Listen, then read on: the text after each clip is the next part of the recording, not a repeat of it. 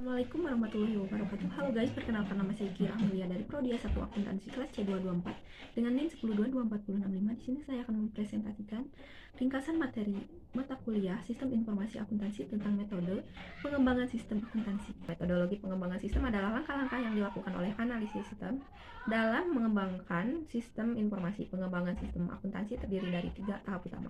Pertama, analisis sistem, kedua, desain sistem, ketiga, implementasi sistem. Pertama, analisis sistem. Tahapan analisis sistem.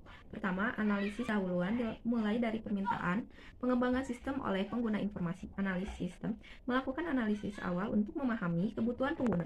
Kedua, penyusunan usulan pelaksanaan analisis sistem. Disusun dalam bentuk dokumen tertulis yang berisi alasan pengembangan, kebutuhan sistem, dan metode analisis yang akan digunakan. 3. Pelaksanaan analisis sistem. Menganalisis laporan dari sistem saat ini untuk mengidentifikasi kekurangan.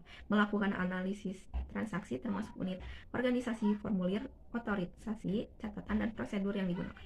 Sumber informasi bisa berasal dari sistem lama, sumber internal, atau sumber eksternal. 4. Penyusunan laporan hasil analisis sistem. Dokumen yang berisi hasil temuan, kebutuhan informasi pengguna, proyeksi biaya, dan sumber daya, serta rekomendasi pengembangan sistem. Kedua, desain sistem. Desain adalah proses penerjemahan kebutuhan pengguna menjadi rancangan sistem. Tahapan desain sistem. Pertama, desain sistem secara garis besar, menyusun alternatif desain berdasarkan informasi dari tahap analisis. Kedua, penyusunan usulan desain sistem secara garis besar, menyajikan alternatif desain sistem kepada pengguna untuk dipertimbangkan. 3. Evaluasi sistem, menilai teknologi dan vendor yang cocok untuk mendukung sistem baru. 4. Penyusunan laporan final desain sistem secara garis besar, menyusun laporan akhir berdasarkan diskusi dan evaluasi desain. 5. Desain sistem secara rinci, merancang detail teknis sistem, termasuk format laporan, data yang digunakan, dan kontrol sistem.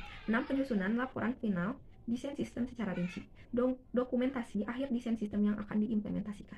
3. Implementasi sistem. Implementasi adalah tahap operasionalisasi sistem yang telah dirancang. Tahapan implementasi sistem. Pertama, persiapan implementasi sistem, menyusun perencanaan agar sistem baru dapat diterapkan dengan sukses.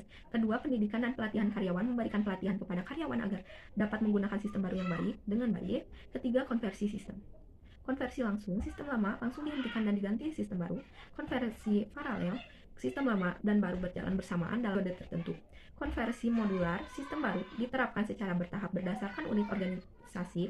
Konversi phase-in, sistem baru diterapkan bertahap berdasarkan fungsi sistem. Bagan alir dalam dokumentasi sistem.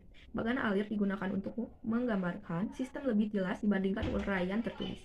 Jenis bagan alir yang digunakan: bagan alir data, data flow diagram, bagan alir dokumen, dokumen flow chart.